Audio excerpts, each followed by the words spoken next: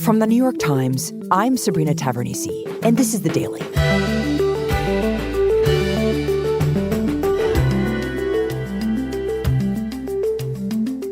By the time his first term was over, Donald Trump had cemented his place as the most anti-abortion president in U.S. history.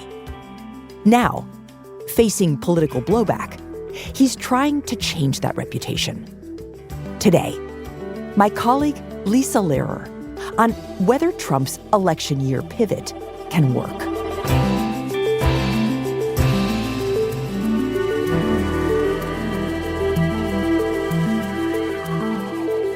It's Wednesday, April 10th. Lisa, welcome back to the show. Thanks for having me. So, Lisa, this week, Donald Trump weighed in on one of the most contentious American social issues of our time, and one that has, of course, been right at the center of American politics, and that is abortion. This is a topic you know very deeply and very well.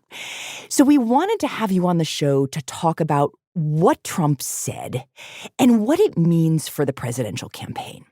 Well, this was a really anticipated statement. Trump, in his classic Trumpian way, had been sort of teasing it that he was going to come out with where he stood on abortion. And so he comes out with this statement bright and early Monday morning, and he had three main points that he really ran through in his remarks, which were posted on his social media network, Truth Social. Under my leadership, the Republican Party will always support the creation of strong, thriving, and healthy American families. He starts out by talking about the Republican Party being the party of families. And this was really a way to talk about IVF, which, of course, are the fertility treatments. And that became a major topic of the national conversation after Alabama had a court ruling that would have really limited access to those treatments. I strongly support the availability of IVF for couples who are trying to have a precious baby. What could be more beautiful or better than that? There's very few things that the country is unified around right now, and support for IVF is one of them. So Trump comes out and says that he, too, supports those treatments. He believes access to them should be kept open and free. So that was his first point. Then, many people have asked me what my position is on abortion and abortion rights. He moves into the abortion part of his remarks. Especially since I was proudly the person responsible for the ending of something that... And the first thing he does is take credit for ending Roe v. Wade, which is, of course, the decision that created a constitutional right to abortion. I want to thank the 6 justices, Chief Justice John Roberts, Clarence Thomas, Samuel Alito, Brett Kavanaugh, Amy Coney Barrett, and Neil Gorsuch, incredible people. And then he moves to what he sees as his future thoughts, where the country should go in this new post-Roe era. This 50-year battle over Roe v. Wade took it out of the federal hands and brought it into the hearts, minds, and vote of the people in each state. It was really something. And what he basically says is that it should be left to the states. Now it's up to the states to do the right thing. Like Ronald Reagan, I am strongly in favor of exceptions for rape, incest, and life of the mother. You must follow your heart on this issue. But he expresses support that bans should include exemptions for rape, incest, and the life of the mother. If a woman falls into any of those 3 categories, she should be allowed to get an abortion.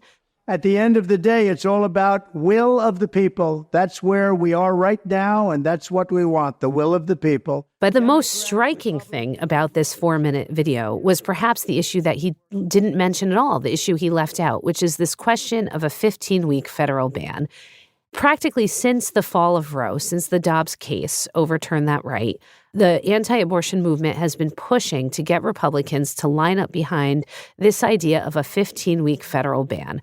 Effectively, a restriction that would cover the entire country. So in the 30 or so states that allow abortion past that point in pregnancy, they would no longer be allowed to do that. All abortion across the country would be criminalized after 15 weeks. So a huge change for blue states all over the place. A huge change for blue states, some swing states, even some more conservative states that haven't passed these more restrictive total bans. Trump has been wishy-washy on the issue for 2 years or so. He's sort of dangled that maybe he would get behind this push and support a 15-week federal ban, but he never quite committed to it. And what we see in this video is that he's still not committing to it. He doesn't say if such legislation came to his desk. He doesn't say whether he would sign it. But what the anti-abortion movement hears in this is that he will not be advocating for this policy. So he's in essence pulling away from what the mainstream of the anti-abortion movement wants, right? This federal ban. But how should we understand what he's doing here? Like, what's he up to? Well, what he's trying to do is win the election.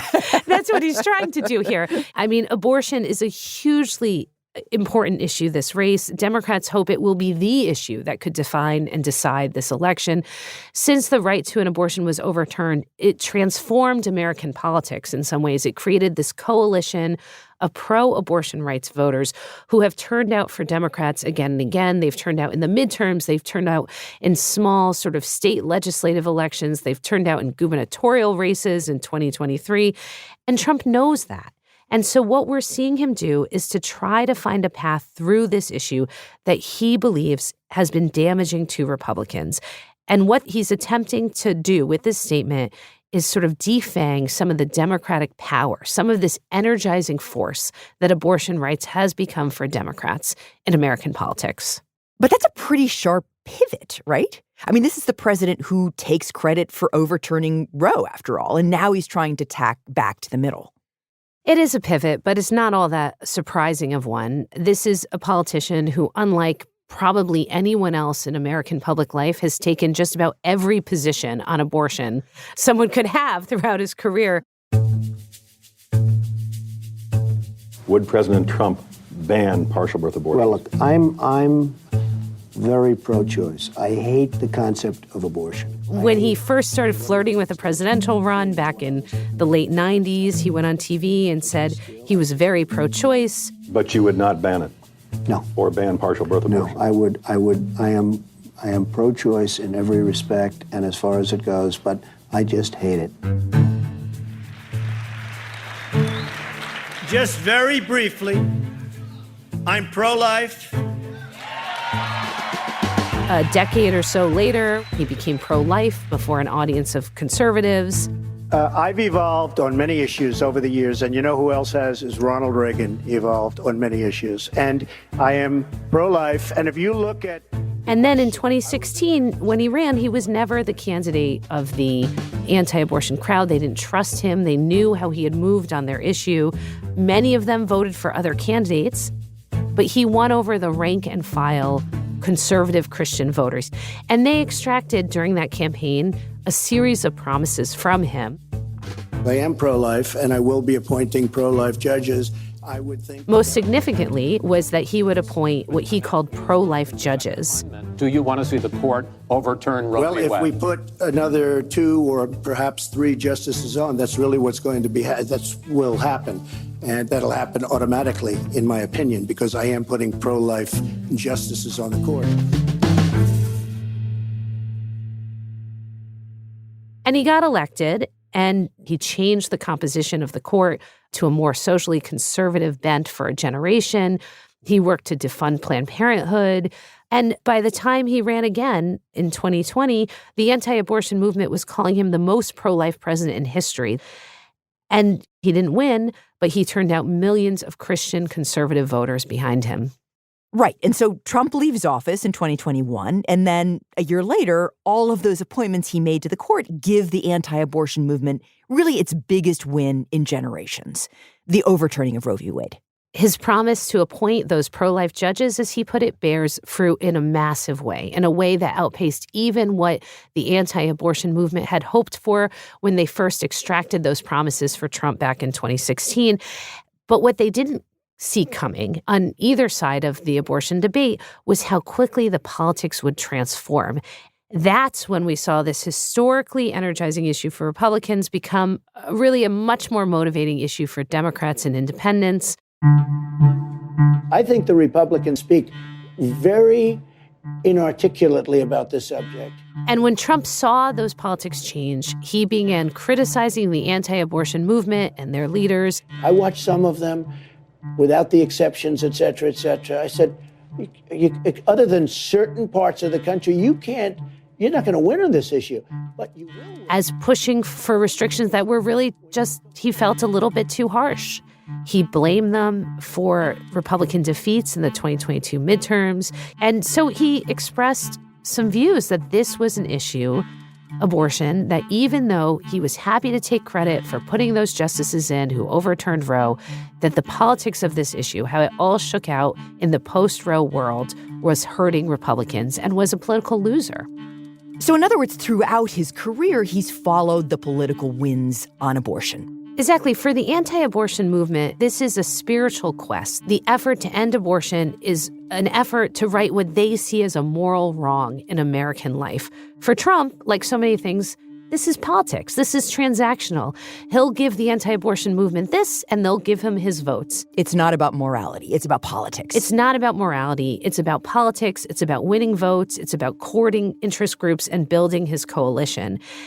And so that long history of back and forth, of transactional politics, of flip-flopping, that all really leads us to this moment.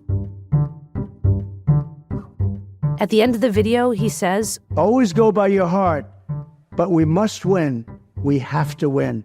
We have to win. And that's basically Trump's views on abortion in a nutshell. He's kind of saying the quiet part out loud, right? Like, this isn't about abortion. It's about winning votes. And if this issue isn't going to win me votes, I'm ditching it. That's exactly right. And that, of course, leads to a more essential question, which is, will his political gamble to chart this middle path, well, will it work?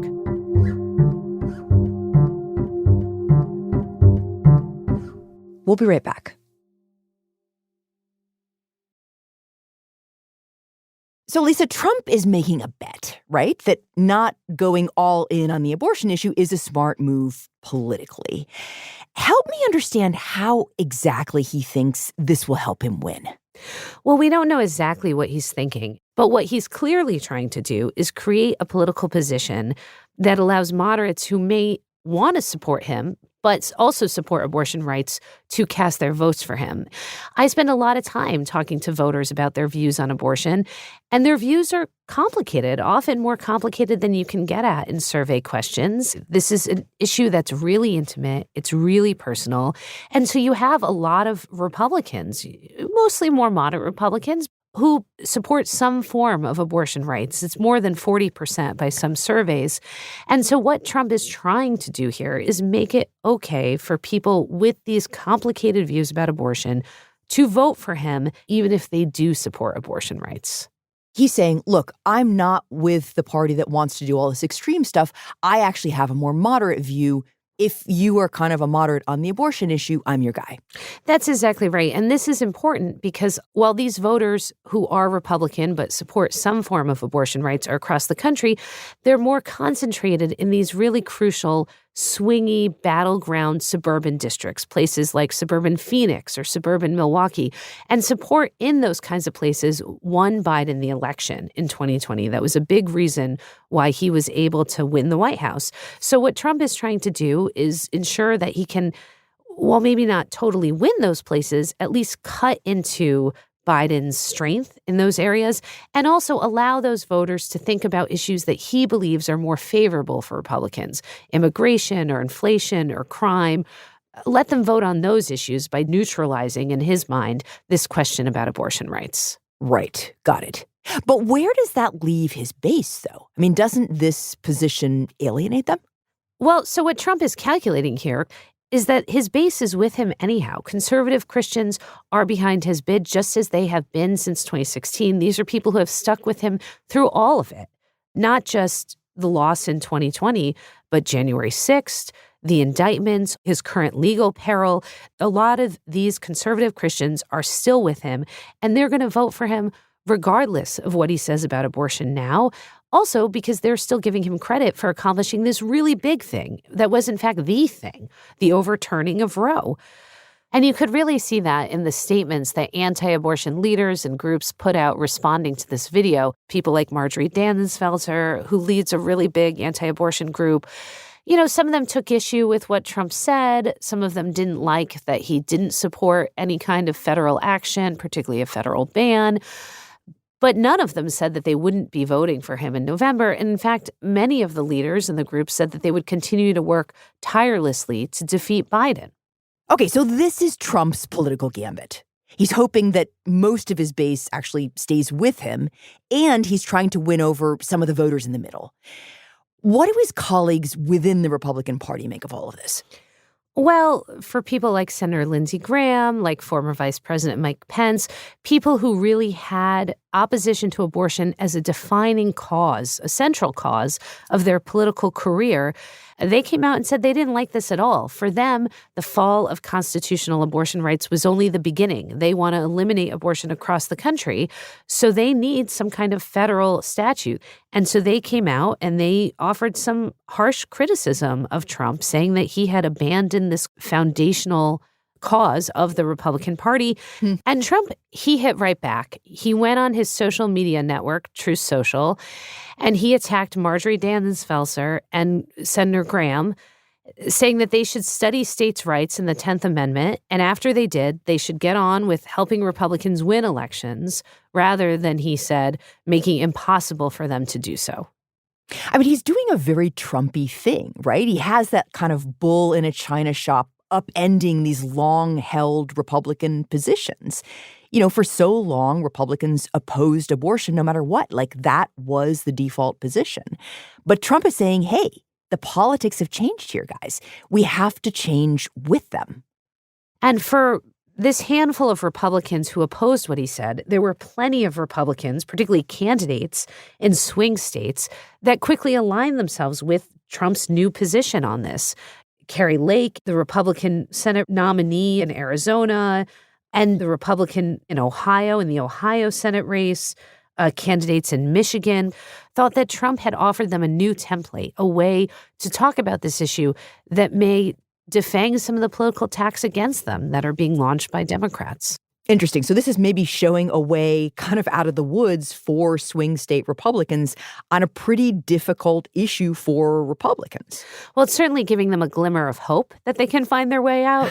What we don't know, of course, is if it's going to work. And there's a lot of reasons why it may not.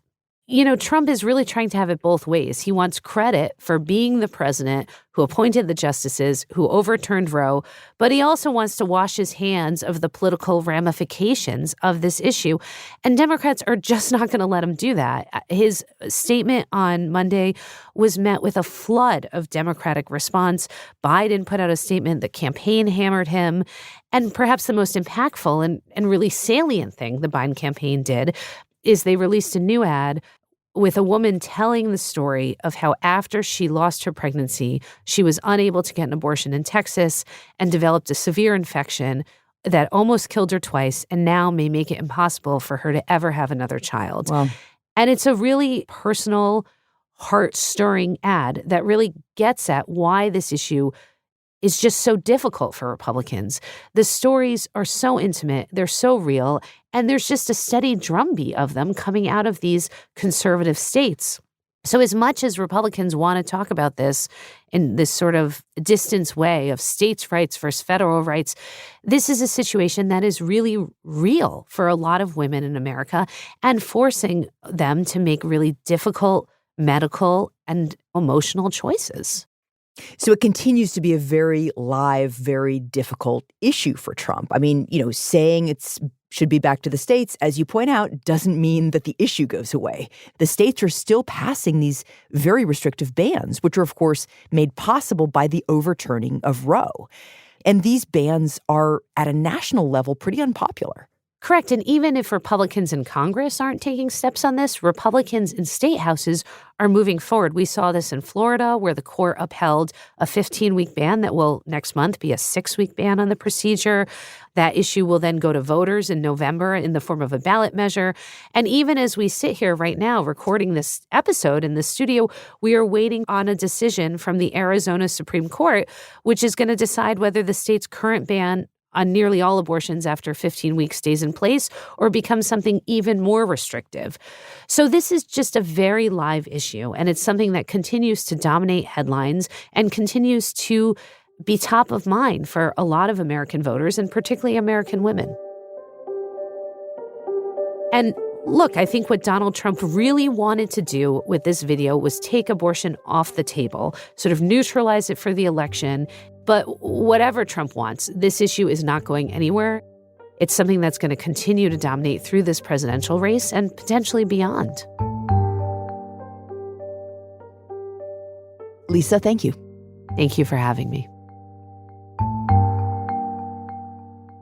On Tuesday afternoon, Arizona's Supreme Court ruled that an abortion ban originally enacted in 1864, but dormant for decades under Roe v. Wade, is now enforceable. The near-total ban in the critical swing state makes no exceptions for rape or incest. President Biden immediately seized on it, calling it cruel and saying that it was the result of, quote, the extreme agenda of Republican elected officials.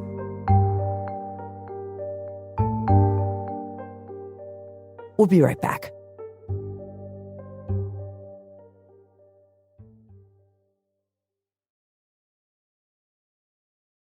Here's what else you should know today.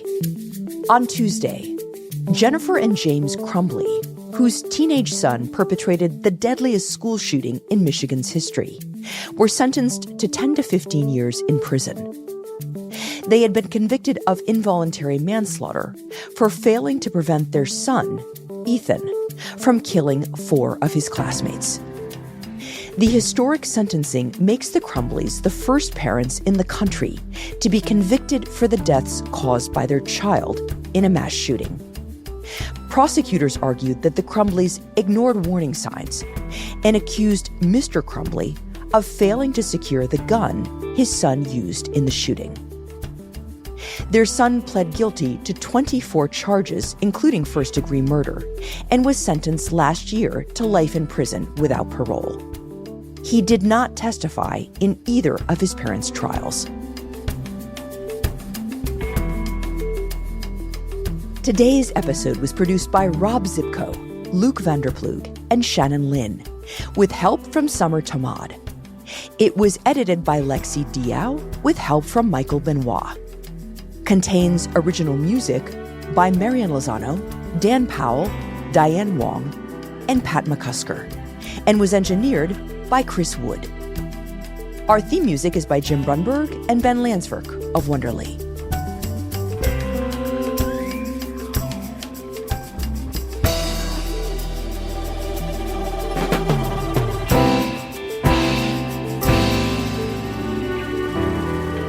That's it for The Daily. I'm Sabrina Tavernisi. See you tomorrow.